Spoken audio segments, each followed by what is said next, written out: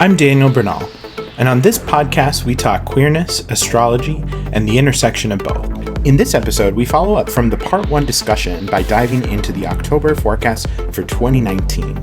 We use modern astrological perspectives, traditional ones from Hellenistic astrology, as well as traditional from shamanic astrology, to take a look at what Mars and Venus mostly have to do this month.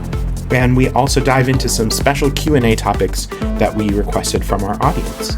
So sit back and relax because it is queer skies ahead.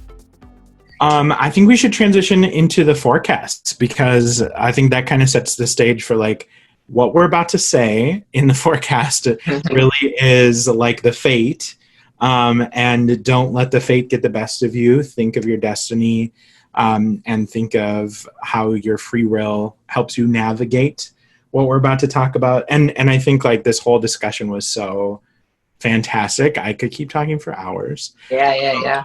But I definitely want to get to the forecast because I think that given that context, like I think we're going to have a really good discussion. But basically the idea of the forecast is we try to go somewhat linearly, although we like to jump around because we're not limited by the flow of time. And I think giving the highlights as kind of Drew and I see it as astrologers, tying in whatever things that we look for. And then Antojai really tying in your perspective and helping kind of maybe even think about like the questions that we've gotten. Some folks wanted to hear about specific October things. So we are going to reach all of those together. Drew, do you see anything that you would want to talk about first as we think about October? Sure. Yeah. There's a few just big changes out the gate. Early in the month, Mercury changes signs, Mars changes signs, and Venus also changes signs. So that's Mercury moving from Libra into Scorpio, Mars moving from Virgo into Libra, and then Venus following Mercury from Libra into Scorpio. So those are a few big changes. And from a whole sign house perspective, that will have the impact of bringing focus to different areas of life when those planets do change signs. So there's certainly a big emphasis coming in the Scorpio part of your chart, and also the Libra part of your chart, because the sun will be in Libra with Mars, and then Mercury will be with Venus in Scorpio. We also see Venus rising in the skies in the evening, or with the setting of the sun. There's like some, however you want to call that. Venus becomes visible, so she's been very close to the sun the past month or so, or longer. I've recently started highlighting. Yeah, like a little bit more than a month maybe. And planets that you can't see the light from are said in astrology to have a muted effect or a lesser effect. And so Venus not only going into Scorpio, but on that same day becoming this brighter and brighter object in the sky really speaks to that idea of that energy building and like fate you can't ignore tied to Venus. Yeah, with that idea of being of not having your own light, some of the planets have recently been in that state called combustion, where they're so close to the sun, you can almost think about it like the moon. The moon it's a new moon when the moon is with the sun in the same place. And then as time goes on and the moon gets distance from the sun, you start to see light on the moon. So that works the same way with other planets. When other planets are with the sun, they also don't have their own light, so to speak. But as they gain distance from the sun, you start to be able to see them in the sky at different times. So that's important. I was just thinking, Daniel, about what you were saying with traditionally they're thought of as having a muted effect. Planets are having a muted effect when they don't have their own light. I've also been thinking about this all Virgo season with so many planets in combustion. Is it a muted effect, or is it just an effect at a different level? Yeah. Say more. I have more to say too. Well, it's the way I like to think about it. It's a subconscious effect more than a conscious effect. When especially Venus is such a great planet because it brings in a lot of like love and attraction energy. So right now, using those energies of Venus, especially the sun, because the sun in shamanistic astrology represents positivity, growth, abundance, and then Venus has to do with that attraction. So if you're trying to manifest money right now, would be the great time to start manifesting money. If you're trying to really start aligning yourself with maybe a new flame, like a new love of some sort, this is another moment for you to start sitting down. Any manifestation gate right now when it comes to attraction, and you have to think about the laws of Aphrodite, where she attracts and lures in whatever it is that the manifestation is. That's what the gate is happening right now, especially the moons that we're in right now. The moon that we're currently in is the harvest moon, and the next moon that's going to be coming in is the hunter moon. So the harvest moon in like a lot of cultures has to do when it's the best moment to start picking things. Farmers will stay really out in the night to make sure that they work extra long hours because the moonlight's going to be out longer than most. And then the hunter's moon is when that time starts waning down and you start becoming more like focused on building your nest or building whatever you've acquired during this harvest time. So if you haven't been manifesting already, right now would be a great time to start manifesting. So that's around October 8th, and getting brighter and brighter throughout the month of October. There's some exciting things for Venus too that happen. On the 12th, she'll be opposite Uranus in Taurus. And I think that those are always, anytime that Venus and Uranus are opposed for me, I've got that same aspect in my chart. So it really activates that. And that like what I want to manifest and what I desire kind of changes. And I'm like, oh, okay, this is interesting now. Uranus really kind of shifts our perspective, shows us a new shiny thing, or surprises us by something that we feel drawn to or connected to. And I think that'll be a really good moment for a lot of people to think about, how have your feelings changed? While Venus has been muted by the sun's light, there's some internal work that's happening there. What was that work doing? What did that change you? Or what did that change in you? And how does that manifest now that you have this Venusian power at your fingertips?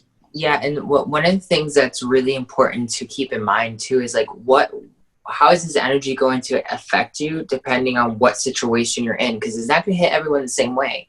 Like for those people who are like in serious committed relationships, like Venus being combined with these two energies, like Taurus energy is very like headstrong, like kind of like let's get this done.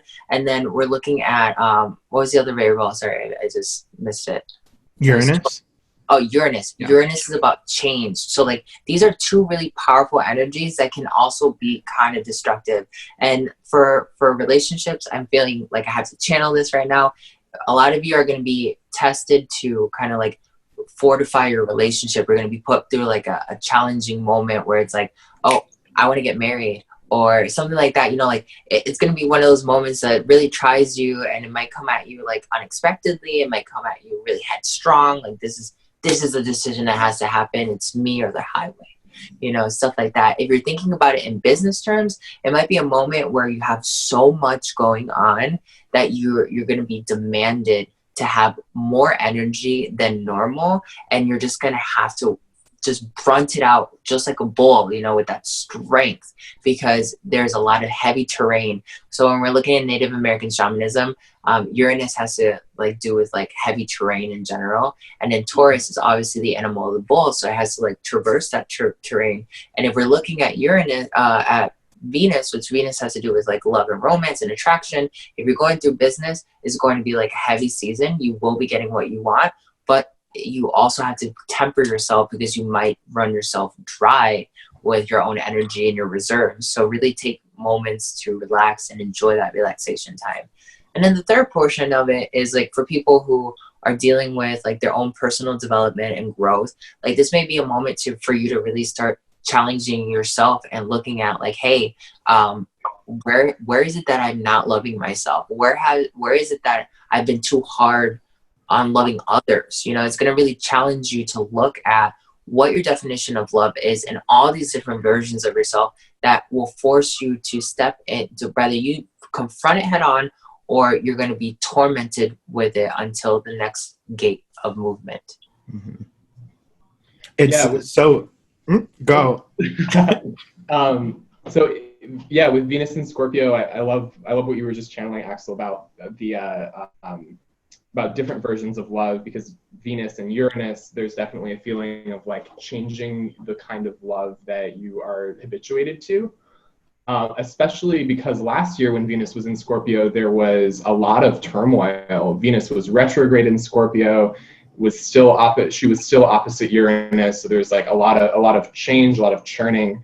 And that was happening around the time of the full moon at the same time, which was in Taurus.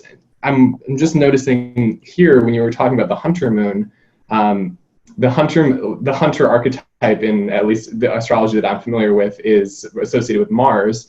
And one thing that Daniel and I were kind of chatting about before is that both the full moon and the new moon this month are in signs that are ruled by Mars. We're having a Scorpio new moon, right? Or excuse me, yeah, Scorpio new moon later in the month and an Aries full moon early in the month. And that Aries full moon is right with the Venus aspect that we were just talking about. And full moons are moments of peak intensity. It's when the reality is being brought in, it's being nourished by the moon at like the fullest force with the fullest light possible. So I was wondering how you think the full moon energy is going to play out at the same time as the Venus stuff we've been talking about.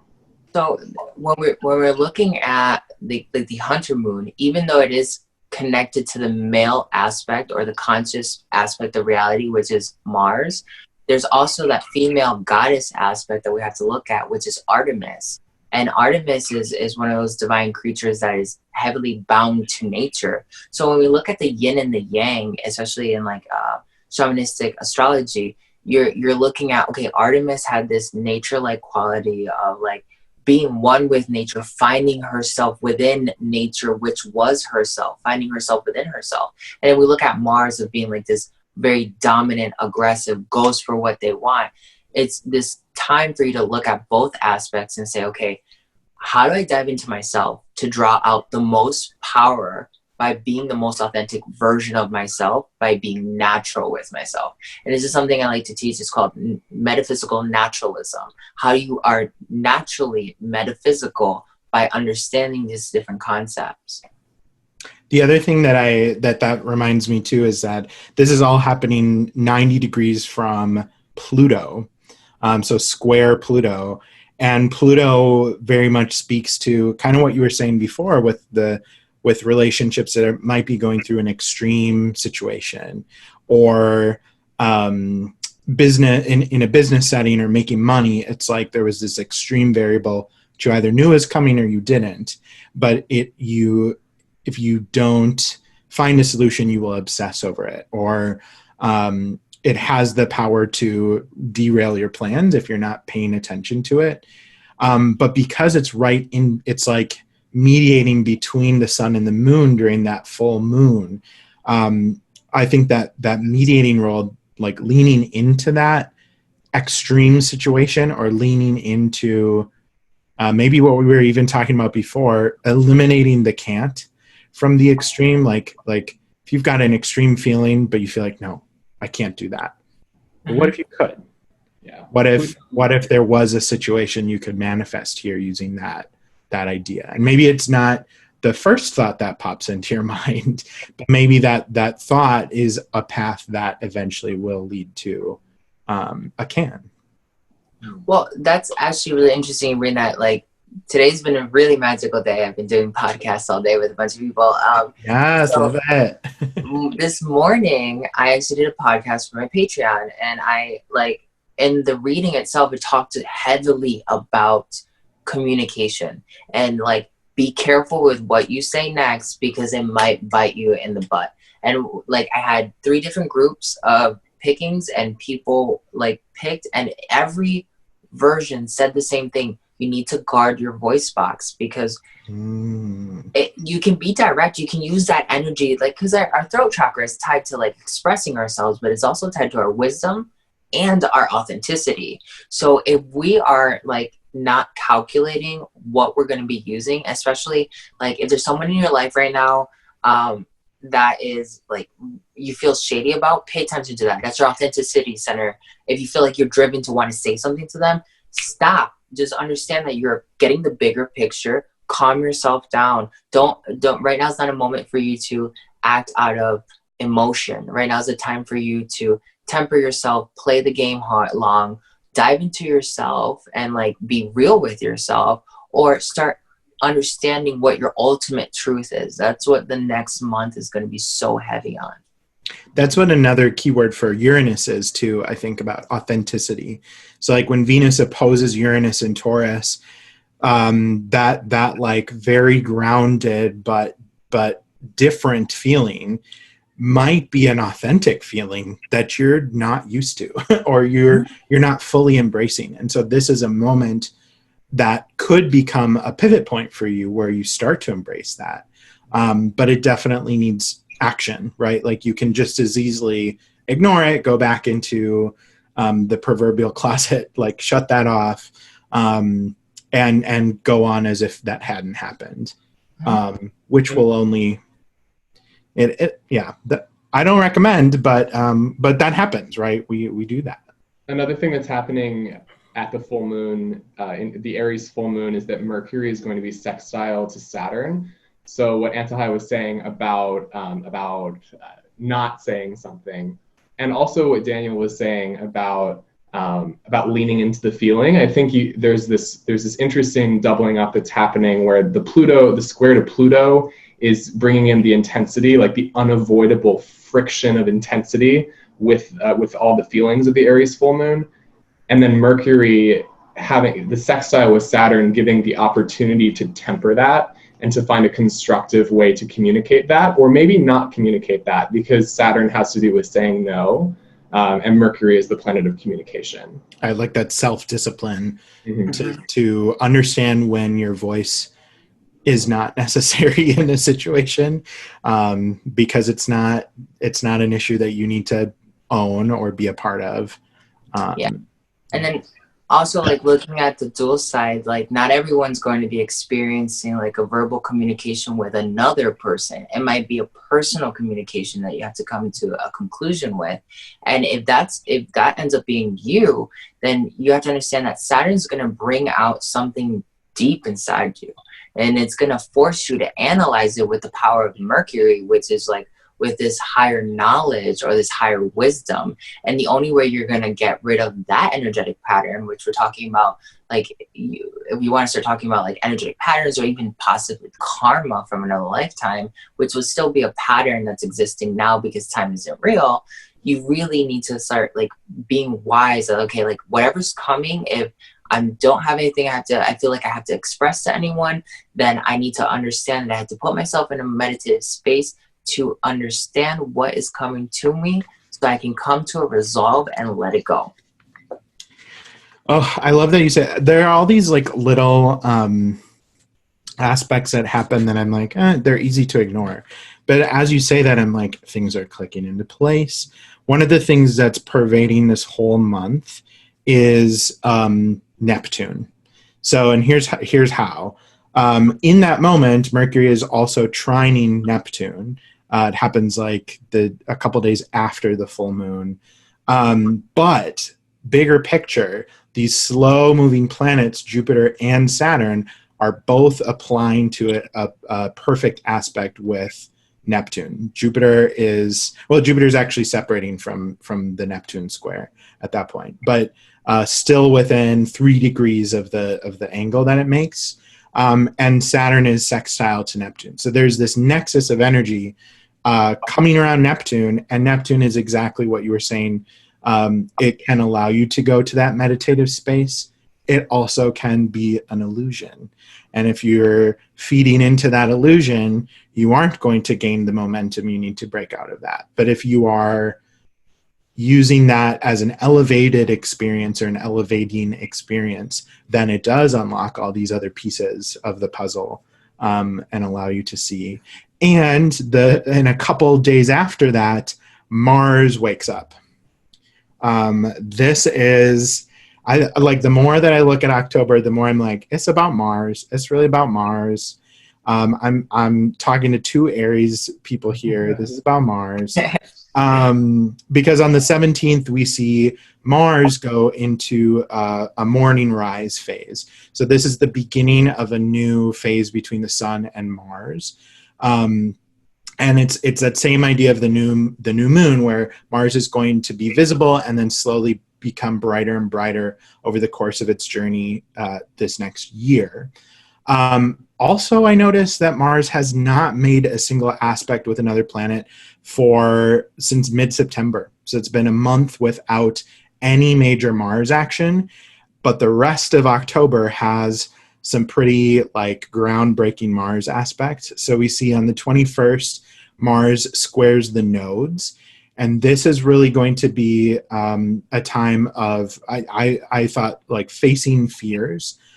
Because the nodes right now were scary for a lot of people. The eclipses that happened this summer really shook people. Like, I have not talked to someone who was like, the summer was fine, nothing happened to me.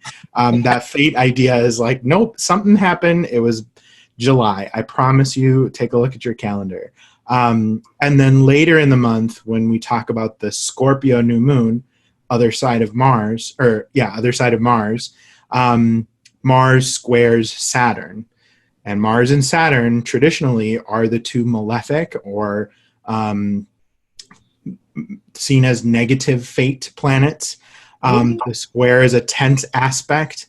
And so that like energy really brews together to create this big, like, hey, you're going to have to deal with this. What's your response going to be?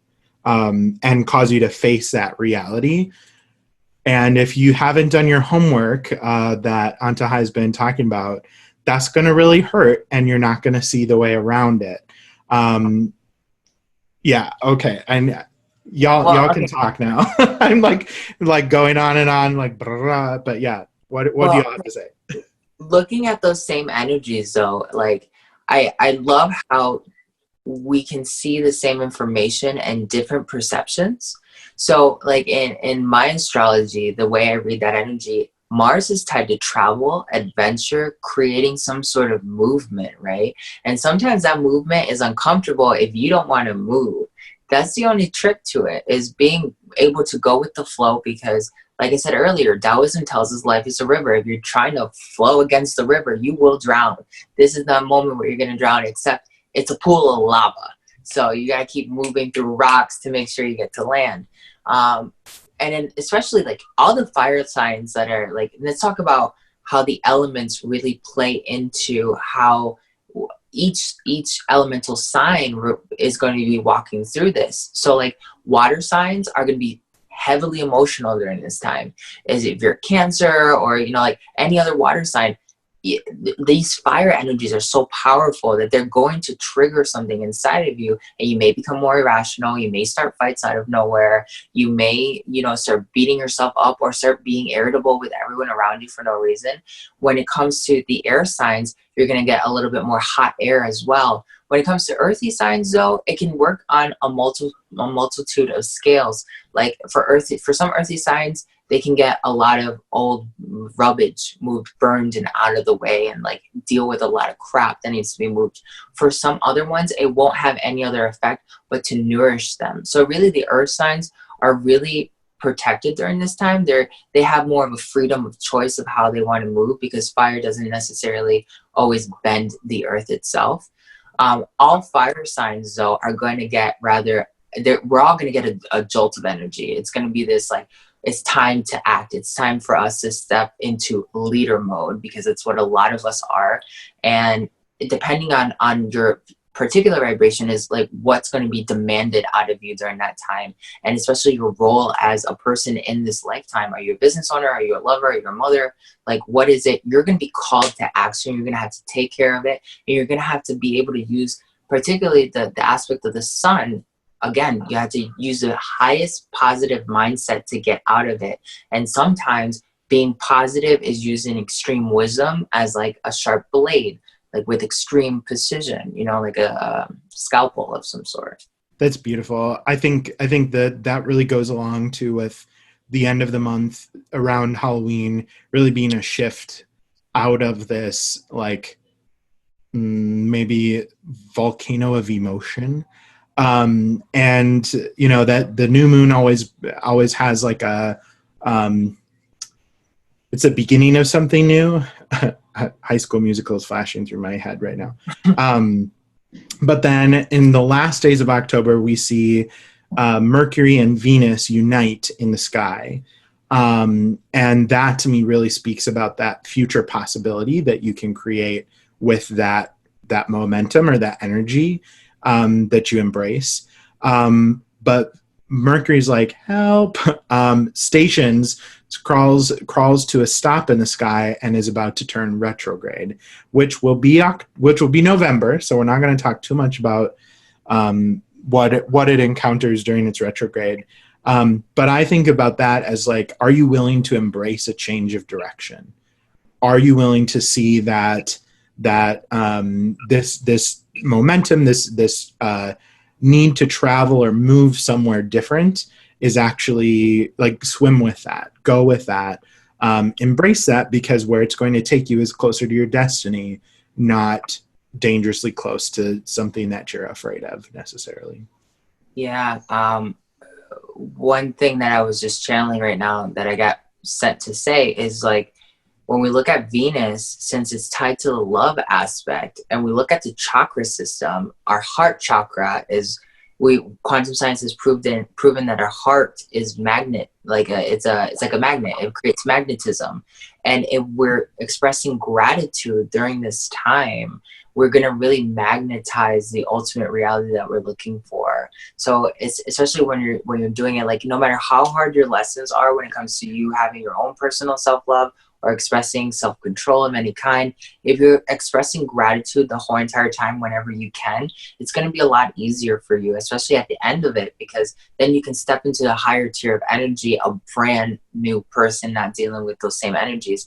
And that's a way for you to start overcoming karma because you dealt with it now. Wow.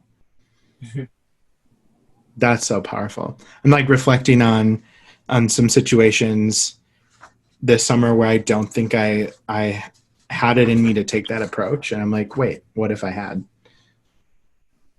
Yeah. That's so cool. It would have put you in a different perception of reality altogether. You would have been in an alternate universe. I want to go to there. Well, we've reached the end of the month. Drew, do you see anything from your notes that like we didn't really talk about or we grazed over? Otherwise, we can dive into some of the questions that folks had. Let's just go to the questions. Cool. So I think two of the big questions that came up are very typical. Like, let me talk to someone who can tell me about the fate of life here. Health came up and love life. I feel like we've covered love life unless there's anything else that that Drew or Antojai you think needs to be said. I'm good on that one. Cool. Yeah, I'm good on that one. For health, traditional astrology would say that this busy, active Scorpio time might activate genitals is what is associated with Scorpio. And I don't want people to like rush and get it, like go to the doctor and see, you know, what is this itch that I'm feeling. But what could that speak to in terms of larger health issues, or like, okay, genitals is the surface level. What's some of that deeper things that we could look at and think of Scorpio health? All right, so Scorpio. Ooh, this is one of the things that I love to help my clients when they're doing like some sort of massive health change. Is like, again, let's look at like the astrological weather, and like I wanted to just say like it's really interesting just comparing how you guys do your research and how I did mine. Like, because I do mine with like dice, I do them with cards, and I read the space around me, and you guys are actually taking like a more modern day approach to it. It's really cool.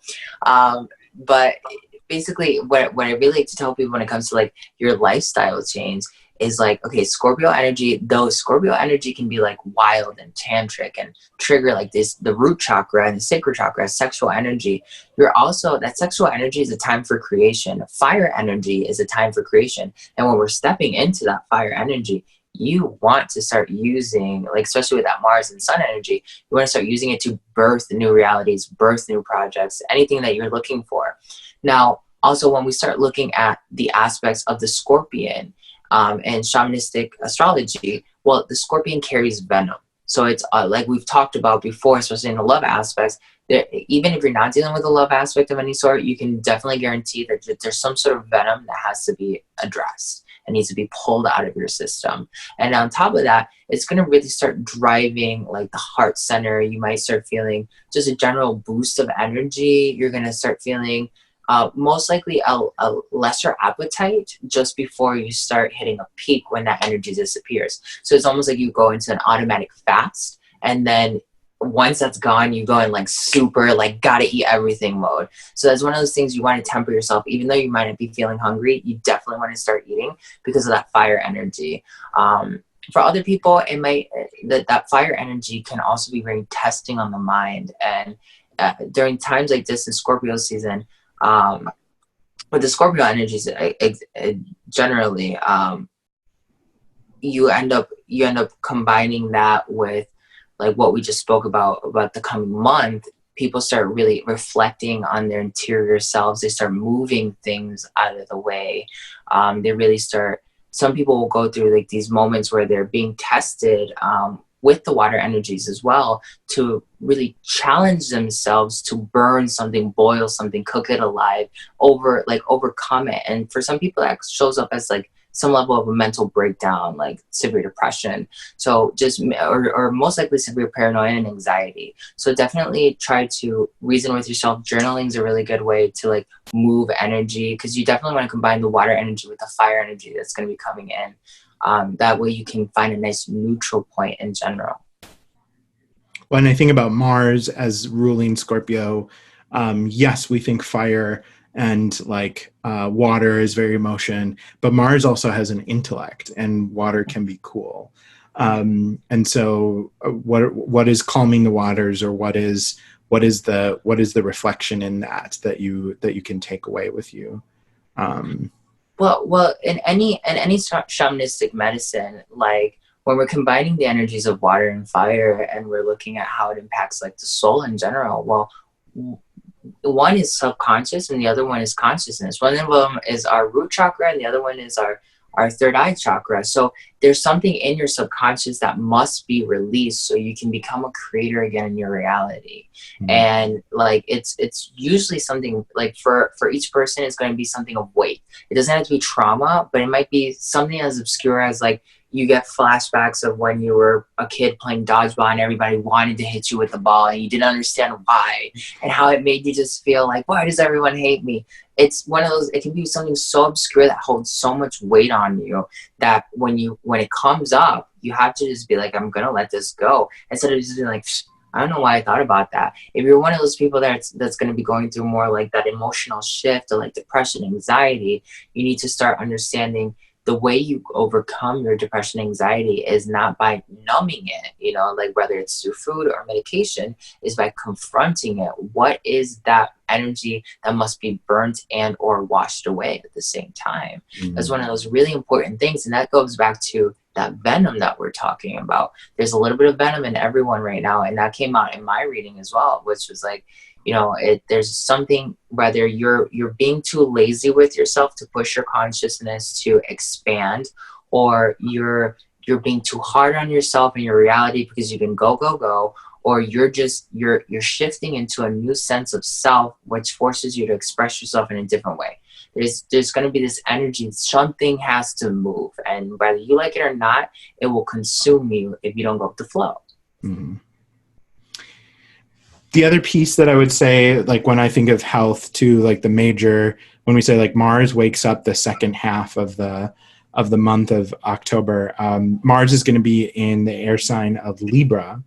And so Mars, or Libra, is traditionally associated with kind of the middle of yourself. Libra is a balance. sign. So hips, buttocks, like, that would be like your butt, your ass. And I think like a lot of inflammation is also associated with Mars. So if you're having hip problems or you're having like issues in that area, thinking about some of the ways that you can not just push through that or like keep going with that, but what needs to move differently or what needs to be kind of handled differently, would kind of be how I interpret like health issues that you might want to watch out for, or if you're finding yourself dealing with those, like what can you do about that? And you're talking about in Libra. Mm-hmm. So when it comes to Libra, when we look at the sign, it shows a scale, which also represent the balance of harmony. In ancient Egyptian alchemy, it has to do like the scales of life and death, right? Of like chaos and harmony itself. So when we're looking at how that weighs on you and physically and energetically, you're going to be feeling it rather in your shoulders up top, because you have a weight on your shoulders that you have to like, rather overcome or confront, or you're going to feel it really low in your lower back area, your thighs, mostly in your lower back, because you're going to be weighed down by whatever's there, or you're going to be forced to like kind of confront like this higher cosmic justice within yourself. And usually if you're dealing with something in your lower back, it's usually tied to like safety, it's tied to finances, it's tied to whether or not you believe in yourself to get to the next step. If you're feeling it up high on your shoulders, well, that's more tied to your solar plexus chakra, which is your mind, which is whether or not you are taking on the weight of other people as part of your divine mission, and how is that starting to slow you down. So during these coming movements, we also have to start moving. Like, we're combining these, it's almost like alchemy, really. We're looking at it and we're combining these different elements to see how we have to move stagnant energy inside of our body, which brings us back to what Chan-Chi was talking about. 7% of your body comes in, 7% of your body goes out. Let's transmute that out while we're using the cosmic weather around us that's helping us at that moment. Mm-hmm. Yeah, we're talking about like Libra, and we talk about Scorpio, and like those two being signs that have to do with certain parts of the body. So there's like a general way to look at how your health will be affected based on where planets are, like what signs different planets are in. There's another more like personalized version of how to look at health through astrological transits, which would be based on what houses are being activated for different rising signs. So just as a quick rundown of like what's being activated for different rising signs, the planets moving into Scorpio, people who have Scorpio in their first house or their sixth house might have some events come up with health. However, it's going to be Venus there, so it's probably more of like a healing element there with health or appearance. In the case of like if you're a Scorpio rising, that might be more of like a time for beautification or some kind of progress with health. Or if you're a Gemini rising, then the Scorpio planets will be in your sixth house. So for those two rising signs, the Scorpio planets could very well impact your health. The other thing is like the Mars action that's going on. So I was just noticing that if you have Leo rising, Mars in Libra will be in your third house, squaring Saturn, which is just stationed direct in your sixth. Sixth house is traditionally to do with illness. So if you're a Leo rising and there's been some kind of turning around or turning point with Saturn stationing direct in your sixth house, then this could be a time where with Mars in your third house, making an aspect to that, you might have to make a lot of short distance trips to address the health issue that has come up. So that's just a little, if you have Leo rising, or if you also have Taurus rising, Mars will be making that square from your sixth house. So those are a couple things to be aware of for those rising signs. Yeah, and I really find that interesting because I know a lot of Leos and Tauruses that right now are in the middle of travel, or they're planning their next travels as well, which is really interesting. So like, just keep in mind that while you're traveling, you're constantly kind of like communicating with that like Mars energy, that travel energy, so it can guide you to the next step of your path. Because, you know, back to that conversation of us talking about energy being consciousness, you can talk to the Mars energy to guide you to the next step. It's interesting. I had never heard of Mars as travel energy, but going back to this book that I'm working my way through, it seems to always talk about the positive manifestations of Mars involving travel. And at first I was like, where is he getting that from? So I wonder if that was more a part of the doctrine that Abu Mashar was writing in and practicing in. But I really love that idea that you're speaking to, that like when directed well, that martial energy is going to propel you forward and is going to get you to a next destination. And I think a lot of times we embrace Mars. We like live too fast and like let that Mars energy like really exhaust us. And I think that the Mars square Saturn here, if you are someone who's feeling the wear and tear of your lifestyle or of the work that you're doing or that's expected of you, you might be at risk of burning yourself out this month too. So I'd really like take stock in like, you know, what are ways you can treat your body? What are ways you can move differently? When you talked about like the shoulders versus the lower back, and when I think about the hips, like alignment is very important. And so if you start learning about how to align your body in different ways to move better, to sit better, to, you know, if you're sitting at your desk all day long, like, that what happens in one area of your body can quickly, influence the rest. So it's not something to ignore. It's something that you might be forced to address, if it's a health problem this month. So, do what you need to do. Listen to your body. We don't do that enough. Well, this is the thing you also have to think about. There's dualism in all the alchemy that we practice. There's dualism in all the sacred arts. So when we're looking at the male and the female when it comes to astrology, Mars has to do a lot with the male aspect of consciousness, which men tend to have this energy of action and like having to dominate, which is also movement or travel.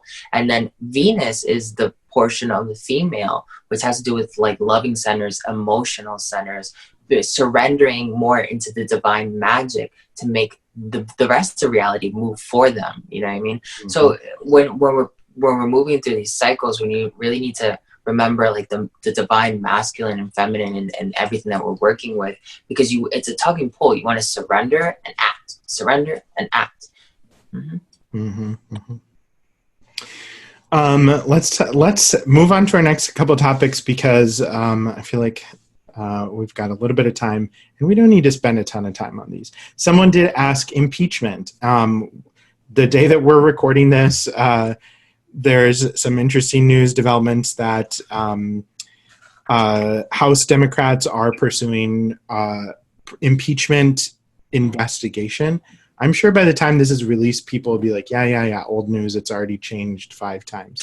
And I think my short answer for this would be, we're probably not going to see anything in October, mostly because these things take a long time, regardless of what the astrology says. And so we'd really have to like zoom out, I think, somewhat to really get a sense of like, where's this heading? I will say that like with a lot of that heavy Scorpio and Mars energy this month, we are going to be teetering back and forth between that like wanting to things to move forward really quickly right now, like let's get to the results right now, versus like let me sit back and see where this goes. I don't know. We've talked about this for years, like what's going to happen. I don't know that I want to say much more right now, just because I think this is a can of worms that once opened, we could be here for hours. But definitely there's a lot, if you look at some of the larger patterns that are happening, with what's called mundane astrology, or when we look at like what's happening to countries or groups of people versus the individual level astrology. And so I think that, yeah, I don't know. I'm tempted to say more and dive into this, but I also don't want this to be a 2-hour long episode. Well, I do not dive into politics. I stay informed, but I don't really use my astrology for that. My only prediction for it could be that, like, with these energies in play, people are going to become more passionate to be forceful in their movement towards action, because that's exactly what Mars is going to make us do. We're going to want to make movements and take charge of what's going on. Now, whether or not that brings actual action into this topic, I'm not sure, but at least people are going to be more motivated, possibly, or you're going to see a little bit more movement than typical, more commotion. Because also, like, when we look at the Greek, the Roman god, I think it's the Roman god Mars, I believe, or Aries. I can't remember which comparison it is. But when we look at the mythological being, he part of war is part of distraction. So it can easily be more distraction. Mm-hmm. Scorpio is also a sign that really demands depth, and distraction happens at the surface level too. So I think that it's an interesting. I remember when we had Jupiter. See, now we're diving in. When we had Jupiter in Scorpio, that whole year, those 13 months, was the Me Too movement as we know it, and what was happening with so like you look at that, and Jupiter is a planet that like really exposes things and really tries to bring truth to the surface. When you combine that with something that already goes down deep, it's like it's all spewing out, it's all coming out. Jupiter, if you look, this is the teaser that I will give for maybe a longer episode. Jupiter and Pluto a lot of times has to do with big government shifts, power structures, and Pluto's in Capricorn. Jupiter is now in Sagittarius. It's going to be in Capricorn by the end of this year. And those forces combined, there's some patterns there. And if you look back at like Jupiter through every sign, and you look at the depth of what was happening beyond beyond what we might have observed when we were doing that. But if you look at the cycles of government, I think it will be very interesting in 2020 with Jupiter in Capricorn in the same sign as Pluto. Drew, anything you want to say politically or otherwise? Well, we are going to have the Saturn-Pluto conjunction. I think a lot of astrologers have been making political predictions on the basis of that conjunction. Like you said, Jupiter is going to be joining. I think that the news that came out today is just very new. Like we don't know exactly where it's going to go yet, and I'd be hesitant to make any actual predictions about it. I do see, like, just based on what I've looked at in his chart, I see February as a very important time. Just based on what I've looked at, I don't know if that means he's going to be impeached in February, but I do certainly think that there's going to be a big. Maybe it's not even something we would see publicly, but we'll have to see how things play out. I think February will be an important time for him. I also think that very Marshall, like, things need to happen now. People might think that impeachment is the solution. And I hope that people that are, well, I don't know what I want to say. There's things beyond what we're seeing that are happening in government right now. And there's a longer game that's being played. This is one little slice of that. And so I think to think that one act could be the solution, that's not true. But the only other thing that I would like to say about this, tying back to our conversation about fate and how people experience fate, I think a lot of people experience politics as fate, that politicians are thrust upon them, that their vote doesn't matter because there's just so many people and I'm just one person. And I really want to challenge that, not because I think one person could create an impeachment scenario. But because in your local environment, your influence as a person in your community is much greater. And that whole idea that we've been talking about the energetic flow, and being able to interact and change your environment and vice versa. I think we need to take that martial energy and focus it into the patterns we want to see in our community. And if we're all doing that and we start to align, that is going to create bigger change. So yes, please, like I love your take. Stay informed, but continue to do the work at your level, continue to do the work in your community. And that is what is going to sustain change in a long run, I think. The only other question that we had, can we talk about what karma has been happening since Saturn went direct? And Saturn was retrograde for about 4 months, turned direct mid-September. And for the outer planets like Jupiter and Saturn, when they go retrograde, it's not as acutely felt as when like Mercury or Venus goes retrograde. It does involve a period potentially of reflection or a reversal before you can move fully ahead. But when these planets station, it usually indicates a longer term switch. So it's like, now we're facing this way, and in a month or so, we're going to be on that path really quickly. So has anyone heard any good Saturn direct stories or anything that we want to say about the planet Saturn and that energy that's presented?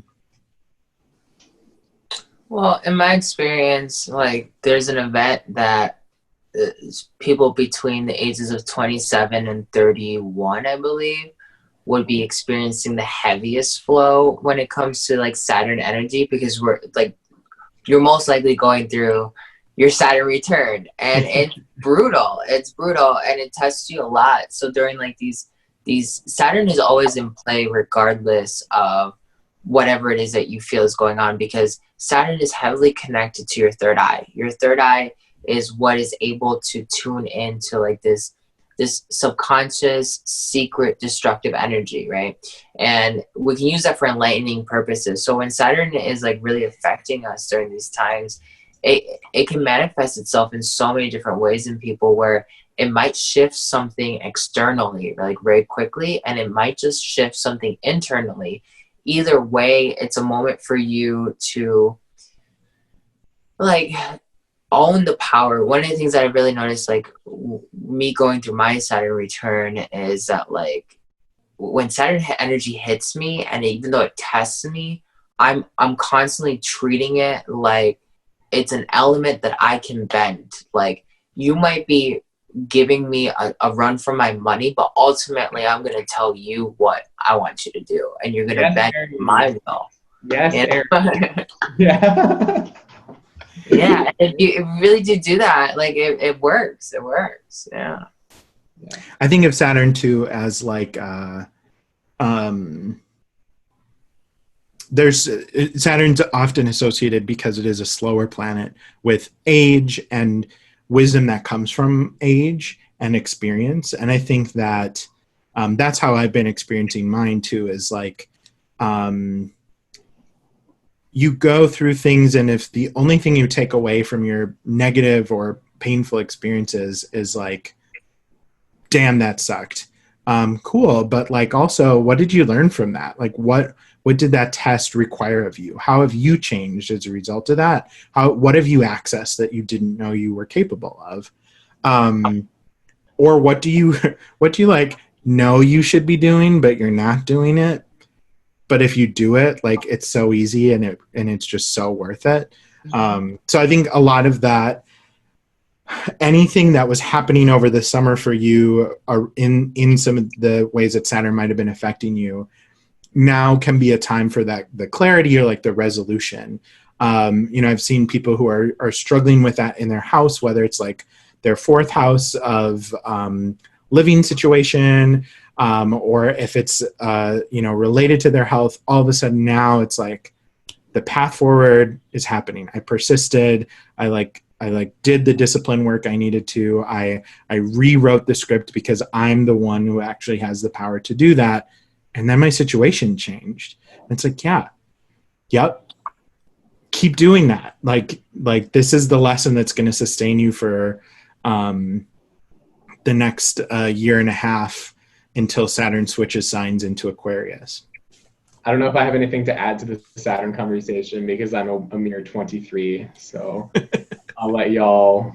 Yeah, you can wait for it. The Saturn return is very testing because for some people, depending on your sign, it'll make you really heady. Like Virgos that go through their Saturn return are usually stuck in their mind and they want to accomplish something, but then they get stuck not being able to like fulfill that because they get really stuck in their head.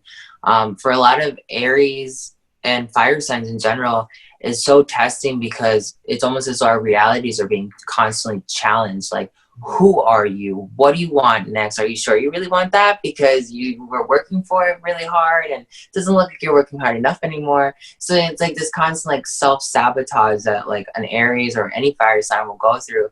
And a lot of times it can be so emotionally heavy because it's almost like, what is reality? What is anything in general? You know, and it's very, very testing. Fire does not like boundaries. But Saturn's all about them. And I think there's a certain wisdom in understanding where your natural elemental qualities are and then embracing the ones that you don't have as much and balancing that out. Cool. No, most people tend to have a like opposite chart. Like I'm an Aries Cancer, so like I can definitely fall into like Saturn. You have to look at the opposite spectrum of where your opposing planet is, because like your opposing sign is, because even there's times where Saturn hits me and I'm like, I had to control my temper because I'm just like, oh, like I'm over it. Like get to the point, right? And then there's other times where it triggers my Cancer where I'm just like, oh my God, like I've been such a bad friend. Like I just want to let you know I love you so much. Like if I've ever done anything to piss you off, you know, and it's just like, you got to study how just knowing like the variable of the planets and how they affect you with energy, and then looking at your chart and the yin always and the yang.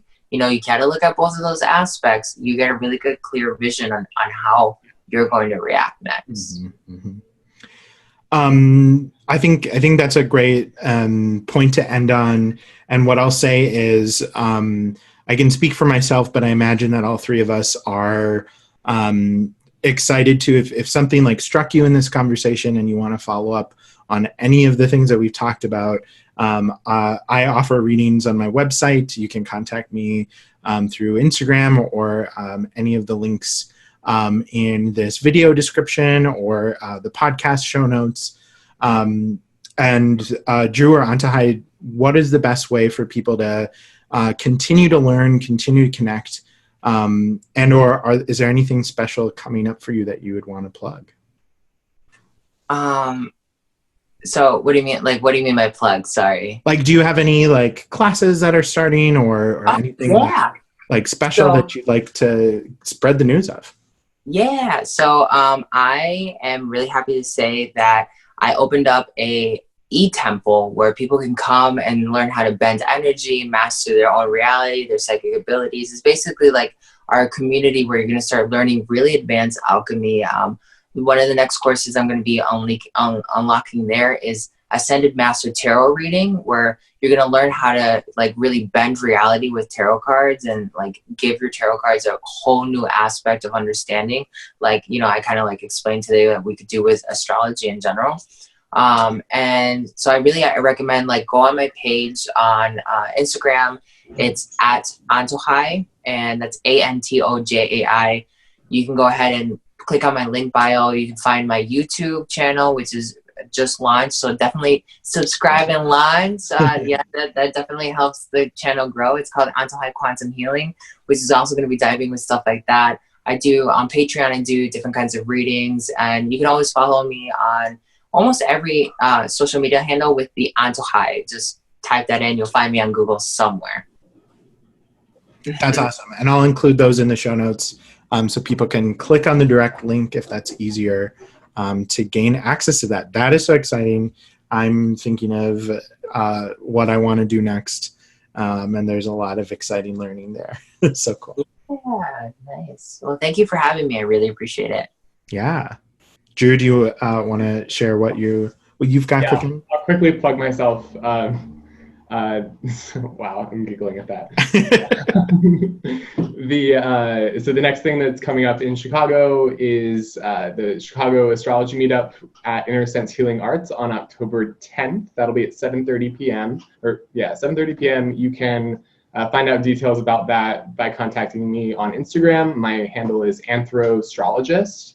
That's anthro like anthropology and astrologist like astrologist.